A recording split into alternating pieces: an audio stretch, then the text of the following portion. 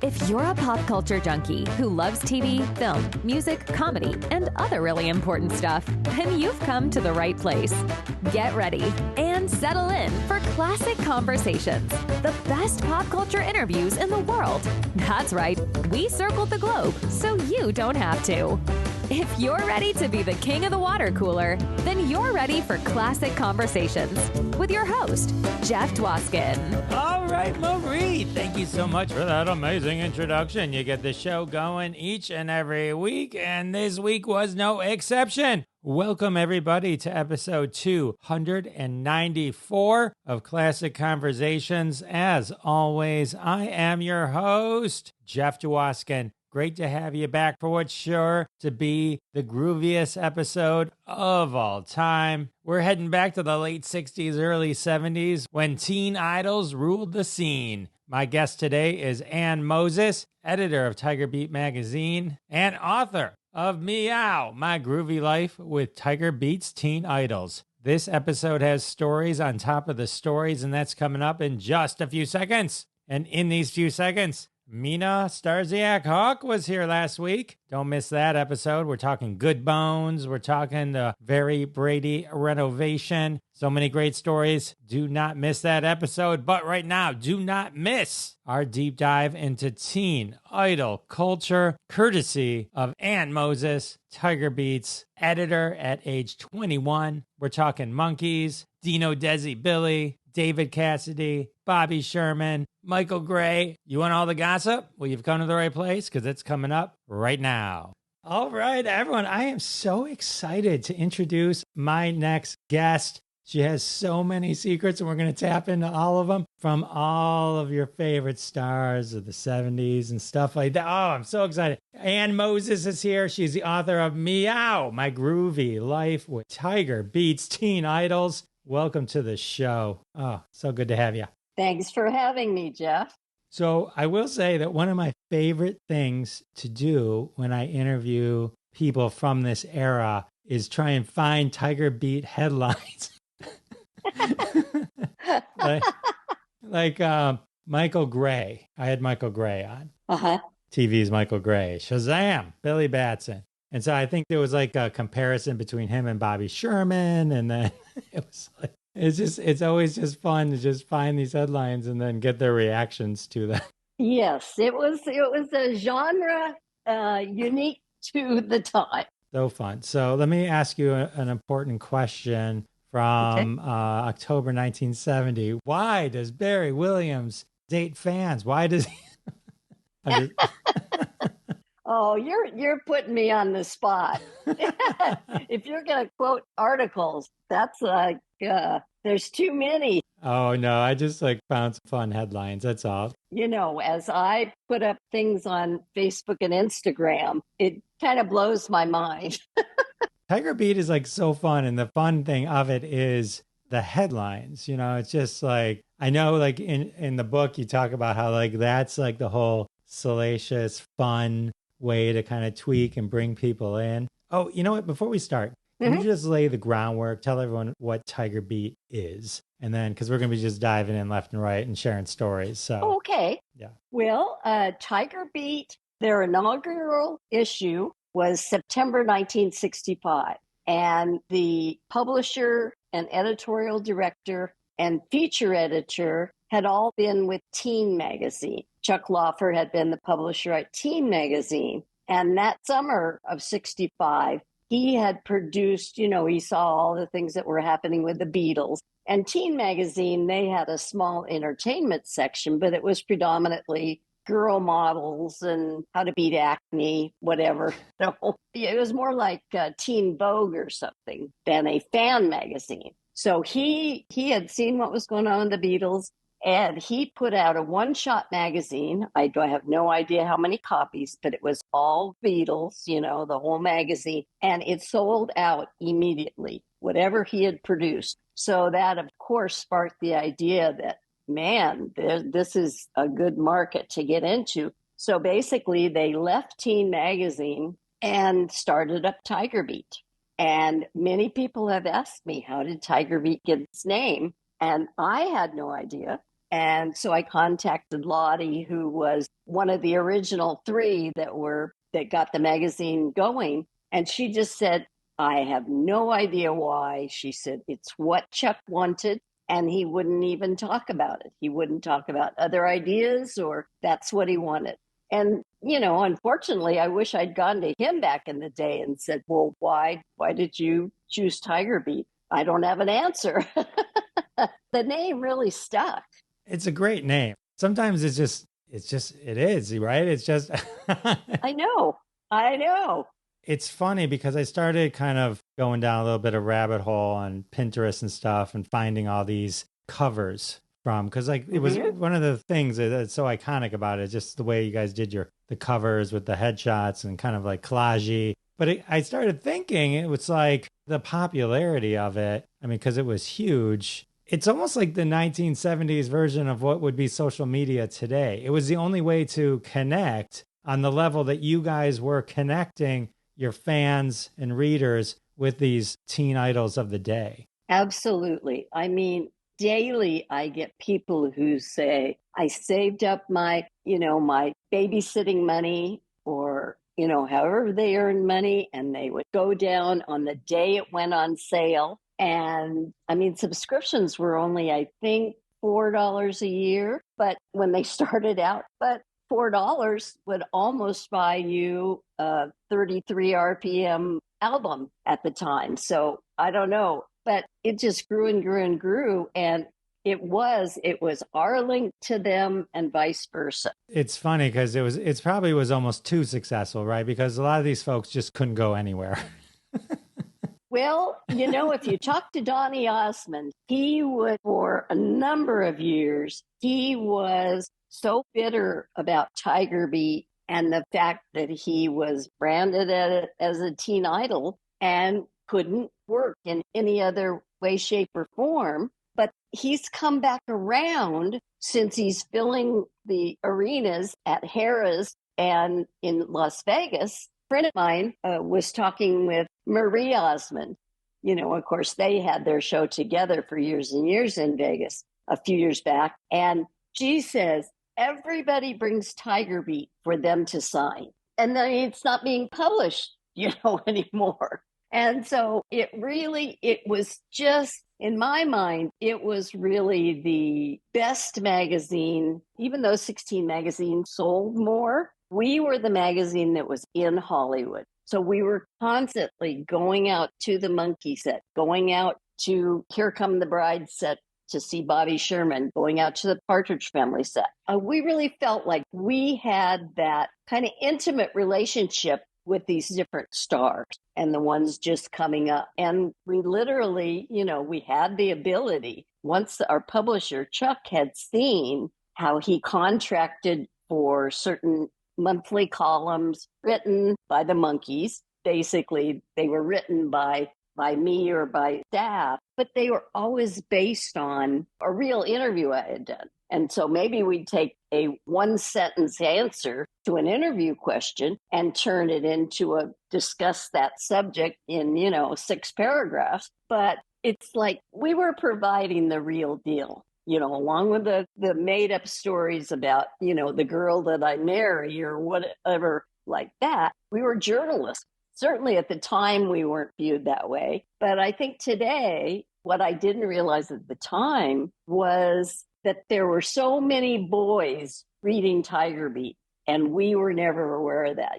Chuck was convinced that we were selling to preteen and teenage girls, period. And now, I guess about a third of my audience on social media is men. And they said, oh, yeah, I would go grab, I'd steal my sister's copy, or I'd buy a copy, or it just blew my mind. And even though they were looking for, more details about the music or this and that, I mean, we weren't providing that so much as what Davy had for breakfast.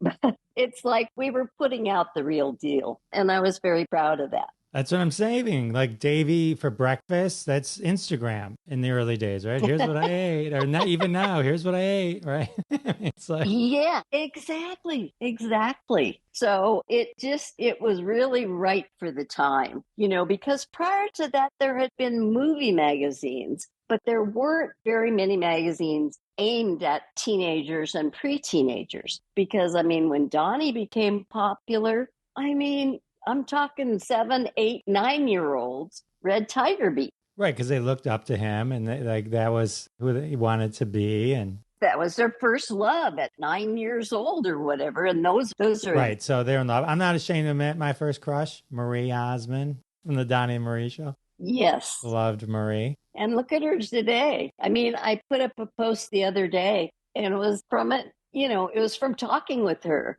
And she wanted, when she was like 10 years old, it was like, well, what do you want to be when you grow up? And she told me, I want to be a nurse. It was like, well, how'd that work out for you?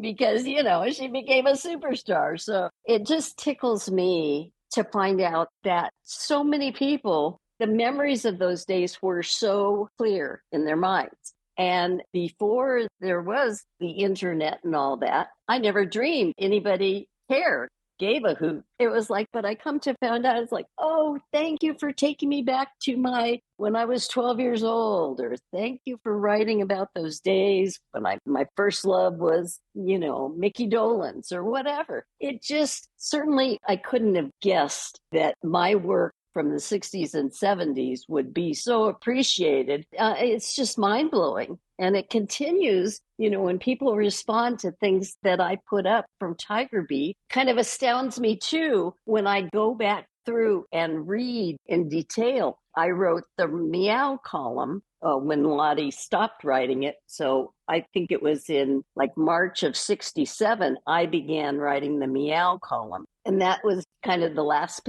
2 pages of the magazine. And it was basically like, I'm going to tell you all the gossip. And of course, gossip in Tiger Beat is nice gossip.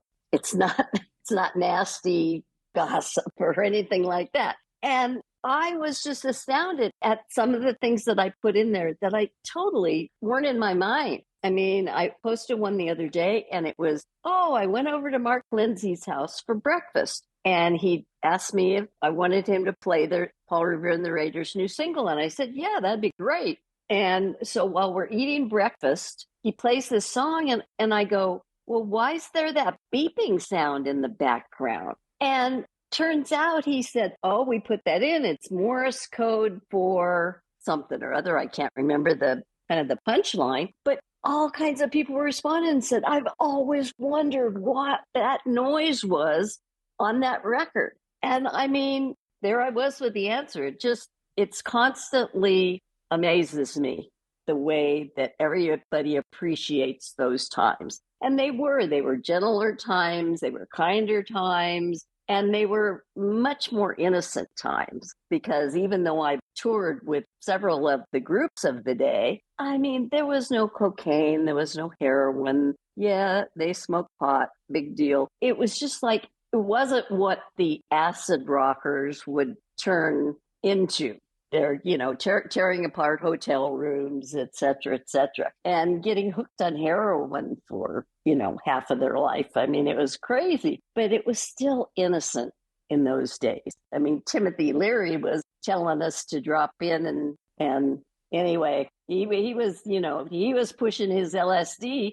And yes, some people were trying that. But compared to today or even the late 70s, it was a pretty innocent time. Well, yeah, I think what's so cool about it, it's like a time capsule. It's like you're uncovering a time capsule. And so you're so right.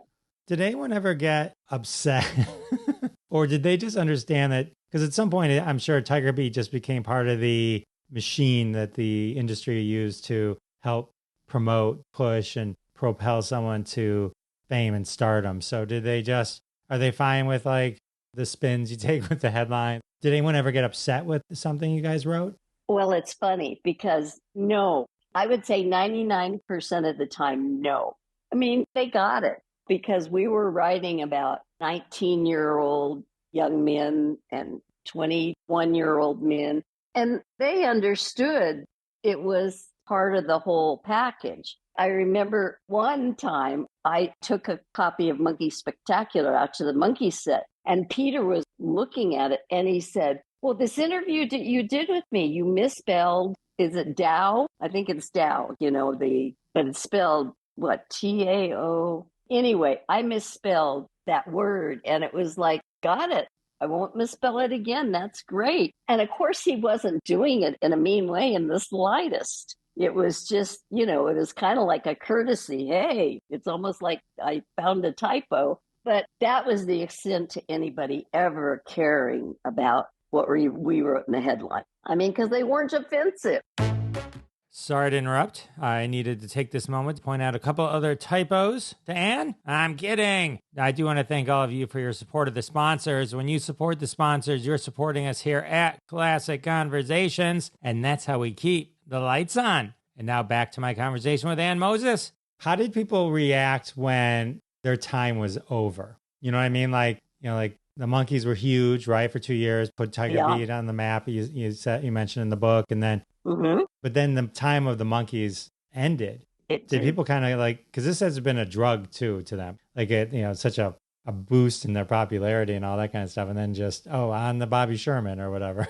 Right. Well, yes, which is the way it went. And it's kind of the way the audience went too. But because we had been so involved and because the Monkees had been so popular, we would do updates on the Monkees' lives, and Mickey's doing this and Mike's doing that. And we would keep them caught up, but it would be a page or two per issue once their time had passed, which was more like 68, 69. And by the 70s, they really weren't in there much at all. The fact that the Monkees kind of came back in 85, and then they had other iterations up until their tours in the 2000s. And I mean, they filled these places up. I mean, instead of 10,000 seat stadiums or even larger, when they'd appear at a sports stadium, they were playing to 3,000 to 5,000 audience venues. But everyone in the place would sing along with every song. I mean, it was a neat experience to be with them. I flew up to San Francisco with the Monkees for their very first concert. And then there I was in 2014, and I was near my home in Arizona,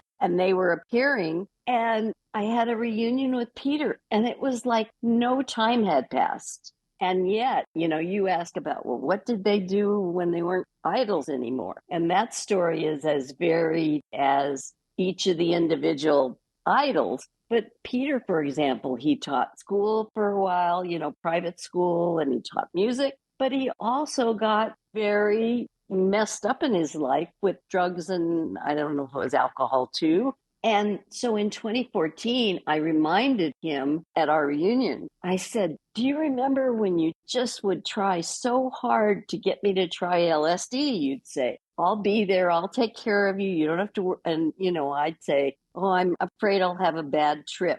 And I would, I was just basically chicken.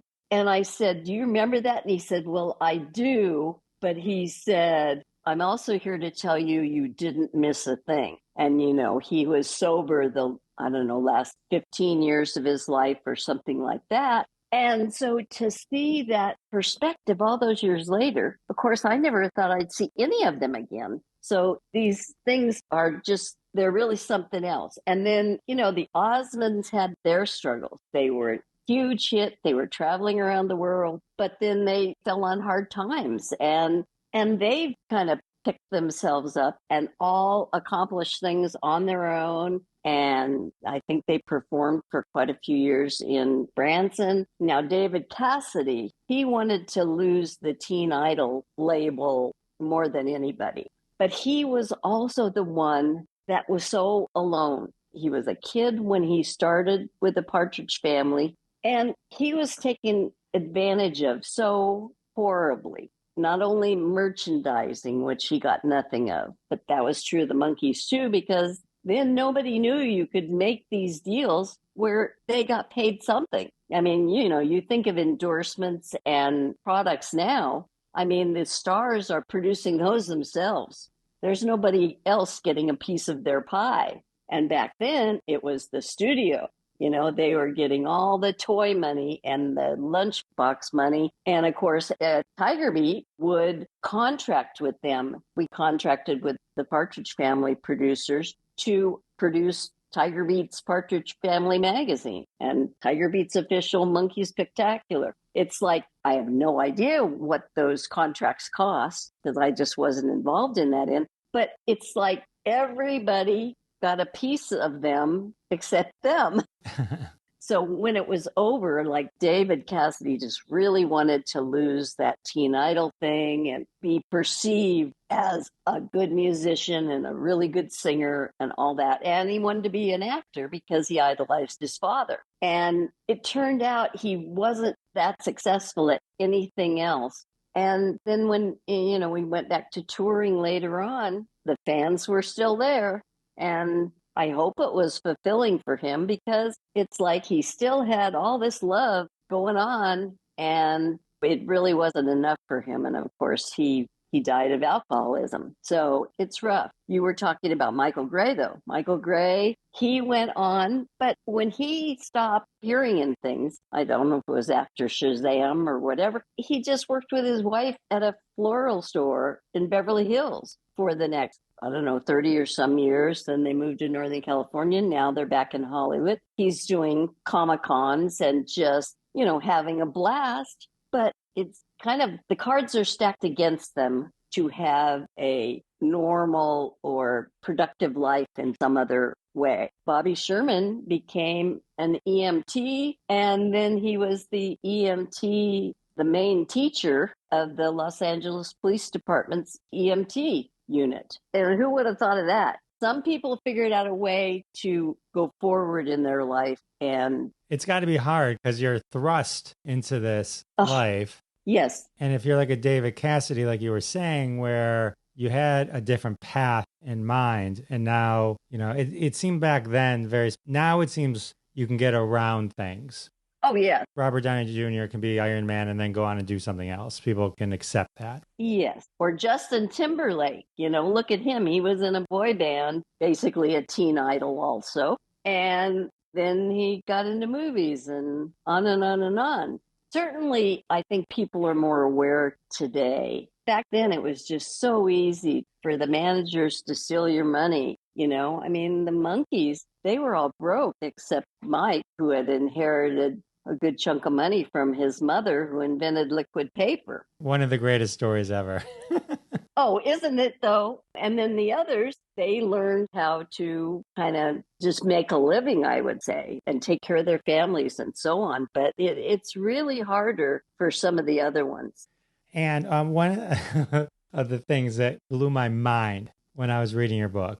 Now, I'm sure this doesn't even scratch the surface in terms of the concerts, because I'm sure anyone you toured with, you probably saw them in concert. But some of the ones that were like, oh my God, Beatles at the Hollywood Bowl, Elton John's debut at the Troubadour, Elvis's 68 comeback special, and others, The Doors at the LA Forum, the Monkees you mentioned, Jefferson Airplane opening for the Rolling Stones.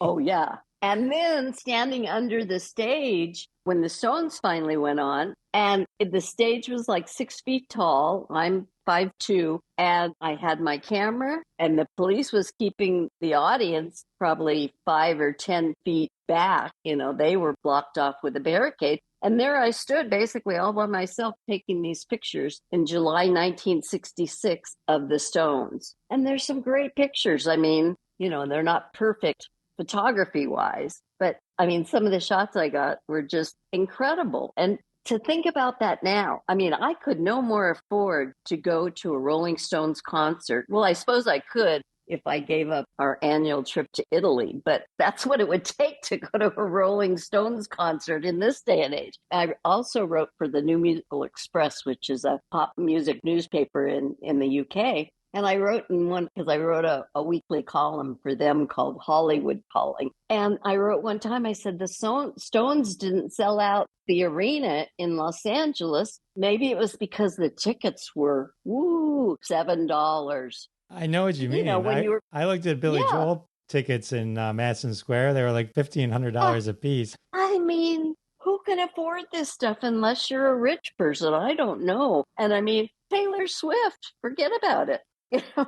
So the fact that I did get to see these people, and I mean, the Doors have so many fans, and it was such a horrible night. It was just the worst. Jim Morrison. I mean, he was so out of it on what I don't know that he sat down on the stage, and said, "You don't want to hear these songs again, do you?" He goes, "I'm going to recite my poetry." And he sat down on the stage and started reciting poetry, and nobody liked it. And it was just like, no, Jim, that's not what they came here for, This is not, a little house party where you're sitting around where everybody else is stoned and they're treating you like an idol. I mean, it was just, and yet it was so fascinating of an experience. I mean, who would ever thought that a Doors concert would kind of end up like that? It was really something. And of course, touring with Paul Revere and the Raiders, their stage shows were just a riot. They just goofed around so much, while they were playing really good music and danced. And it was just, those were fantastic. So, Ann, you don't have people that can call the Rolling Stone people and go, "Hey, tell Mick it's Ann Moses." At one point he was skipping out on Joan Baez to talk to you. So there's gotta be. I know. And he was telling me, "I want to go to Disneyland." And I told him, I can get you in, because one time the Dave Clark Five wanted to go to Disneyland. And because I had worked there and my manager still worked there, and they weren't letting long hairs in. I don't know what date they started that, but they wouldn't let you in if you had long hair. And so I went through my manager. I said, "The Dave Clark Five, they're really clean cut guys. Their hair really isn't that long. They're not rowdy guys. Can they go to Disneyland?" And he got us tickets and we went. There were so many strange things. It was a unique position. Well, Ann, this is your opportunity. Call up the Stones people, go, "Hey, tell Mick, remember that time that you got him into Disneyland? Well, it's time to pay up. Time to pay up." Because Ann Moses needs to see the Stones. That's right. Or, the Beach Boys. Derek Taylor used to beg me to write stories about the Beach Boys, because even though they were making awesome music and they were selling records and everybody loved their music, they weren't really teen idol material, if you know what I mean. And I would do it as a favor, knowing that favor, he would scratch my back the next time. And I had fascinating interviews with them, just the same. So it was an interesting deal. But yeah, I wish I could call up. And who would I want to go see? Well, I'd love to see Brian Wilson, just because his music is so amazing. I'd love to see the Stones now, after seeing them. I think I saw them one time after 66, one other time while I was with Tiger Beat. And the Who, the Who, when they were first coming out, again, it was, "Ann, will you do us this favor?" And it was like, "Yeah, sure, no big deal." And all we did was, I didn't really interview them. We went to Griffith Park and took pictures on the swings and the slides and all that. And we said, "Kids for a Day" or something was the photo shoot. And I also, of course, I talked to Roger Daltrey at a premiere party for one of their albums, probably their second album. And then in their latest compilation, I guess it was from a year ago, here's my picture with Keith Moon eating my hair from that photo shoot. And it's like, "Hey guys, you think you could send me a copy of your album? You used my picture in your album." But I don't have the same connections anymore. I think if you just reach out, you could reconnect. Everyone would, from what I gathered, everyone loved you very much. So it was, I'm sure they would be, everyone always, doesn't think. And then you're like, well, Mick would be like, "Oh, I can't do an accent." But like, "Oh, he'd probably be so into it." But if that works, you're taking me. Okay. I got it. I'll bring it to your husband. Yeah, get in line. Oh, man. You mentioned the Partridge Family and the Sills. Let's talk about them first. So it's interesting. I interviewed Louis Palanker, who did a documentary on the Sills, and I I'm embarrassed to say I didn't know who they were until just recently. I know. Oh my gosh. Well, I don't know how I didn't know. I mean, even like if I can't name some of the songs from people that were in your book, at least I'd heard of them. You know what I mean? Like, and probably just if I heard the song, you go, oh, no, that is them. I go, oh, okay. But for some reason, I don't know why I never knew who the Sills were. And especially since I was a fan of the Partridge Family, and the connection there is so interesting that the Partridge Family was based on them or inspired by them. Right. But did you dabble in things before the Partridge Family? I mean, were you around when the Monkees came out? Or I'm wearing a Monkees shirt. young? I'm just in honor of you. I'm Yes, wearing you a Monkees are. shirt. The Monkees are by far one of my favorite groups ever. I've seen my very first concert and was by myself. Well, I have two first concerts. You have the first concert with your parents, Barry Manilow. But the second one, which was by myself with my friends, was the 1985 concert of the Monkees. And then I saw them probably multiple times. And I said that was the 20th anniversary, I think. And then I saw the 30th. I took my wife to the 50th. I then saw I saw Mike and Mickey. I've seen Mike solo. Yeah, I love the show when MTV brought it back. I never watched them, but I would sit there with VHS tapes and tape every episode of the marathon. Yeah. So yeah, I'm obsessed with the Monkees. That was a whole nother like generation that they got when they did the reruns on MTV. And when you go to one of their shows now, well, there's only Mickey left, but literally there'll be 3 generations of people. There'll be grandparents taking their grandkids. I always enjoyed them. It always annoyed me that, oh, they don't play their instruments. Oh, they're not this, they're not that. And it's like, they were unique unto themselves. I mean, yes, they were trying to copy Hard Day's Night, but I mean, those shows were just, again, they were innocent and they were fun and funny, and you got to see them every week. That was the thing with the teen idols coming along. The ones that were on TV every week, they had the biggest following. And the Capsules are an example of having hit records, kind of making a certain splash on the scene. I mean, it was so unique, the mom and little Susie and everything, but they were never huge as like teen idols because it was that repetition of seeing them every week. And of course, in those days, you had to be in front of the TV or too bad you missed it. You know, wait till they show reruns in the spring. So you had to be kind of a devoted fan. Yeah, the Sills, of course, I haven't seen that documentary and I really want to. And the fact that 3 of them are still on the road today and the nostalgia tours, I think it's really neat. But they're another group that had a hard go of it quite a while, for many years of their lives. How did they feel about the Partridge Family while the Partridge Family is becoming huge, but they never had that type of, like you said, repetitive viewing or, where people could glob onto them and elevate them even more? Well, I'm not the person to answer that question because basically they had fallen off in popularity by the time the Partridge Family was really, once it aired, that was it. They were a hit. And I never had the opportunity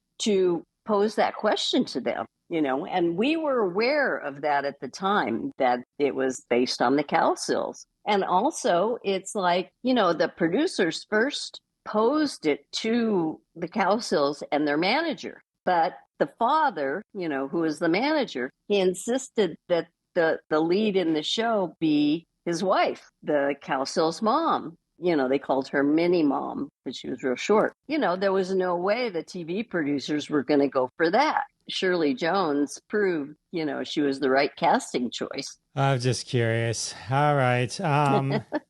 Talk to me about Sally Field. Oh, she was a doll. Just the nicest Southern California girl. I would occasionally go out on, by this time it was a Flying Nun set, and I would do interviews mainly because we had a monthly column. We bought the rights to Be My Friend by Sally Field. So to get the subject matter in her words and her feelings about things, I would do interviews. Then we would craft the story. She did not sit at home and type up her column, needless to say. But again, it was based on really being there. And we didn't do a tremendous amount on females.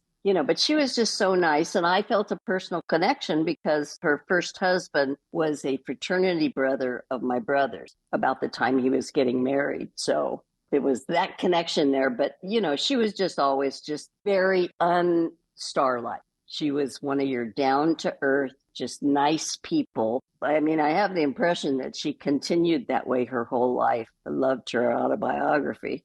Davy Jones dated her. That was in your book, a bombshell revelation. It was really, dating Sally was basically a publicity deal because by the time they were dating, you see my quote marks, he was going with his, with the woman that would become his wife, and they got married. And the same thing with Lulu. And there was a big thing, Davy and Lulu are having this affair. And it's like, not really. And I mean, I was the one who went to the Coconut Grove. Davy and I drove over to the Coconut Grove because she was appearing there. And I took pictures of them smooching on the front lawn. I knew better than anybody that it was just showbiz. Just showbiz. Yeah. One question about the photographs real quick. Do you have all these photos? It sounds like there's a coffee table book just waiting. Oh, if only. The majority of the pictures were not taken by me in Tiger Beat. It was kind of impressed upon me early on that we wanted to prove that we were the magazine in Hollywood. We could drive to any of the stars' homes, whatever. And so whenever I went out on interviews, well, oftentimes, our photographer, Kenny Lou, sometimes Henry Diltz, would go along to get pictures of me with them just for that authentication that, man, we're the ones who are really telling you the real deal because we're right here in Hollywood. I have those pictures because the photographer would always print me out a 5x7 or an 8x10. The majority were in black and white, and I always kept them. So I have those now to publish on social media and in my book, but some of them I didn't get copies of. And of course, then I'm taking, screenshots of something from the newsprint right on that kind of what is now browning paper. Sorry to interrupt, but we have to take a quick break. And we're back for one of the juiciest stories of them all. One of the biggest stories in the book. Let me come at it this way. When a Bee Gees song comes on the radio, what's your reaction? Well, if it's the Bee Gees song Words, I was at that recording session. So that always comes to my mind about that. It's always a fond memory because I spent time with them. And so it's a really fond memory, even though the story was one of heartbreak. These days, I look back with great fondness. But I always think when I hear any song, when I hear Daydream Believer, and my head goes, well, you clapped on that song. And I can hear myself clapping on it. Their producer came and got me, but it was a special clap. It wasn't just clap, clap, clap. And so he had to teach me how to clap right for that song. But yeah, when it comes on and I'm in the supermarket, it's like, oh, that's the song I clapped on. And it's like, I can't help those memories from they're in there for good, I guess. The whole love affair story between you and Maurice Gibb it's crazy because it also involves Lulu, who we were just talking about. Oh, it sure did. She was a bit of a bee. And then to you when you first met her. True that. I loved how in the book you kind of threaded it. Because like at the beginning of the book, you're like, it's about to be your birthday and you're about to break up with this tremendously huge star. And I'm like, who? And I'm like, thank you for saying that. And then you're like, it just goes on. I'm like, oh, is this one of these books where she's not going to tell me who it is? So Aww. I was like, no, this is a trick to make sure I read the book. So then you find out later. Right, and then you find out later, oh, Maurice Gibb. It's pronounced Morris. Morris? Oh, well, I've been saying it wrong my whole life. I know. It's okay. Just so you know. Quit defending him after what he did to you. Not defending him. That's just how his name was pronounced. Morris? Morris. That's why they called him Mo. Oh, Morris. Well, they spelled it wrong then. Well, it's spelled like Maurice. Yeah, that's what I'm saying. but I imagine that's a French pronunciation. Well, I guess when you're famous, you can do whatever you want. That is so true. But the crazy thing about the story is when he's like, you guys are together, and he's like, I'm married to Lulu. And then you find out that's what the whole thing was at the beginning of the book. But then you find out later he wasn't even married to her. It was just his publicity person just didn't want him dating you or anyone. It was like, what the hell? But to this day, I can't believe. I mean, I was so shocked. This was after a week of him sleeping at my house for the week while the Bee Gees were in town filming the Smothers Brothers show. And so, I mean, I was so shocked. I couldn't talk. I mean, today I'd say, wait a second. Well, if you're married, why have you spent the last week with me? Well, if you're married, what the hell's going on? But I didn't confront him. I couldn't say anything. I just said, I'm taking you back to the Beverly Hills Hotel, and you better show up for my 21st birthday party tonight. I want roses, and I want you to take me in a limousine, because we were going to a cocktail party that the publisher was having for me after my kind of family 21st birthday party at my house in Hollywood. And so he did, and I was pretty mean to him that night. Did you call him Maurice? I should have. No, but it was weird. It just shows you how young and inexperienced I was, the way I handled it, that I didn't confront him and I didn't say, well, you're a bastard, it would be a few days later before I would find out he wasn't really married. It was like, that was another shocker. It's like, it was just an excuse. But then I came to understand that Robert Stigwood was dictating who he would date, and he had it all worked out that he was going to date Lulu, and he thought they would be a superstar couple. And, in his mind, I was pretty much a nobody. And so I was out and she was in, and then he was married to her for a few years. And from what I understand, they were both kind of miserable. They deserved that for hurting you. Well, I agree. It was kind of funny. Had a phone reunion with one of Herman's hermits. This was about 5 years ago. And he told me that toward the end of their marriage that he lived by where this other person lived. And the two of them would go out drinking all the time. And that was when Maurice started to really drink to excess, was while they were still married. And this person called her a bee also. And I concurred. But it's like, so this so-called arranged marriage didn't work out for me or anybody else. But by that time, I'd figured out, it didn't take too long for me to figure out that being the wife of an international superstar has its ups and downs. And I really don't think I was meant to go through any downs. Turned out I wanted a normal life. It's a lot. I can imagine it would be that that lifestyle is a lot. I mean, in the time you were at Tiger Beat, you lived enough of this for probably 10 lifetimes, right? The other cool thing in the book is you got to hang out with Lucille Ball, and you were at Dean Martin's house when covering Dino Desi and Billy. Yes. Lucille Ball, very cool. Oh, that was one of the just most amazing days of my life. The way she treated me, just with such utter respect, spent hours with me. I mean, I went to her office at like 10 in the morning, shortly after she greeted me, and then her office was still out at what was Desilu. It had been sold to Paramount, I believe, by then. But it was her office that she had those years of I Love Lucy. And I mean, like every kid in America, I not only watched I Love Lucy, but I'd watch the reruns because we had 5 channels I grew up in Anaheim. We had 5 channels, and reruns were running, by the time I was in my preteens, when I would sit and do handwork for my mom because she was an amazing tailor and a seamstress, I would have I Love Lucy on. So here I am in her presence, and she's just this, stunning woman and so together. The things I've seen now, what was happening in the I Love Lucy days and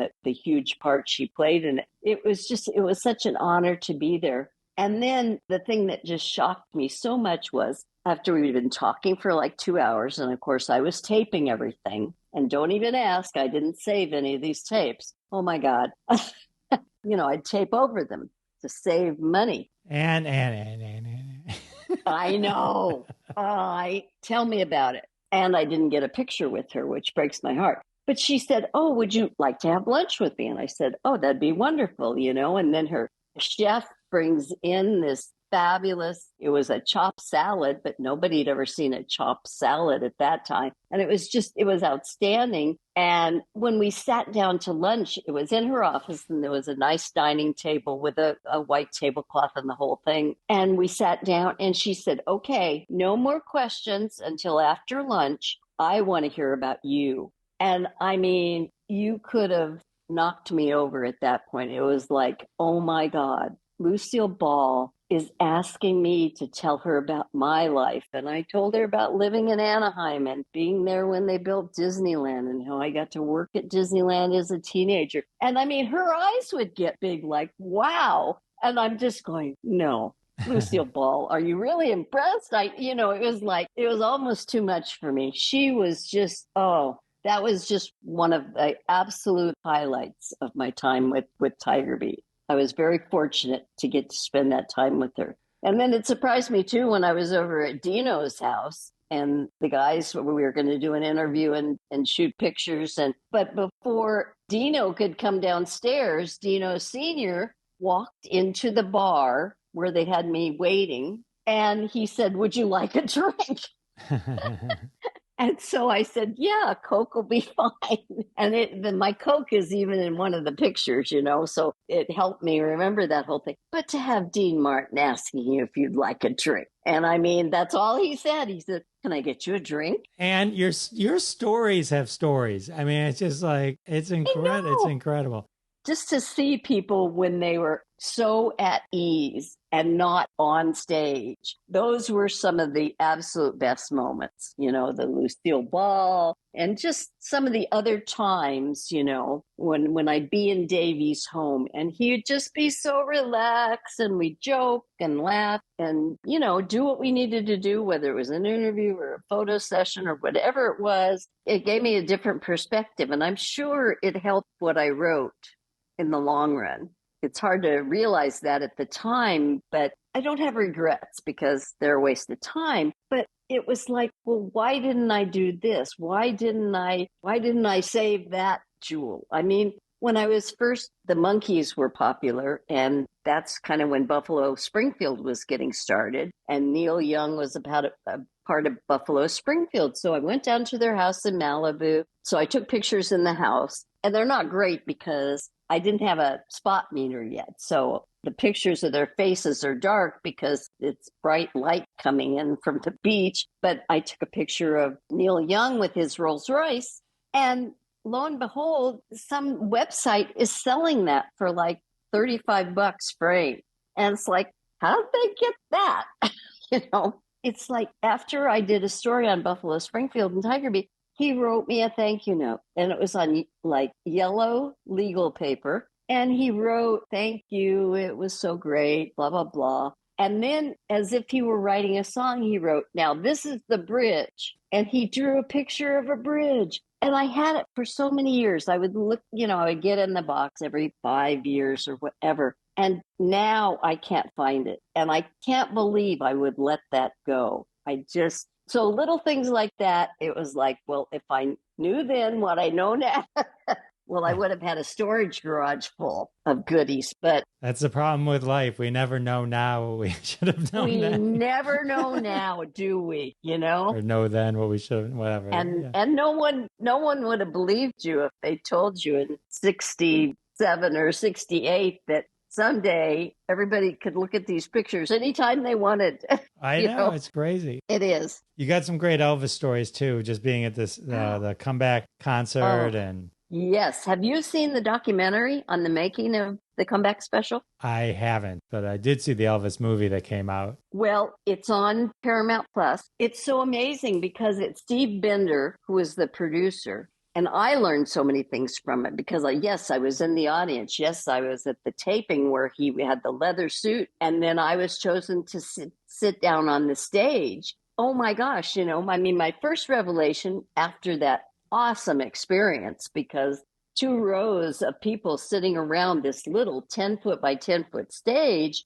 You were 5 feet away from Elvis. Sometimes you're only 3 feet away from him when he was singing Hound Dog and all his songs, in that black leather suit. Oh my God. And it was such a remarkable experience. But then when it aired in November, the Singer Christmas special, I was in the final cut. They superimposed my face with Elvis's as he's singing my favorite Elvis song, Can't Help Falling in Love. And I'm sitting there watching the TV, and I'm going, oh my God, that's me. I took screenshots of it later on when it was rerun. I didn't know at the time, that I was going to be seen in it. And you could see me sitting there clapping and all that. Well, in the documentary where they give you all the nuts and bolts about how they produced it, how they got around the Colonel's insane demands. And it's really quite fascinating, but they recut so much of it and they show you new scenes. And I'm even in it even more, shows more of me. And so I've got new screenshots from that night. I remember everything so vividly. I wouldn't need those, but it's really neat to have a picture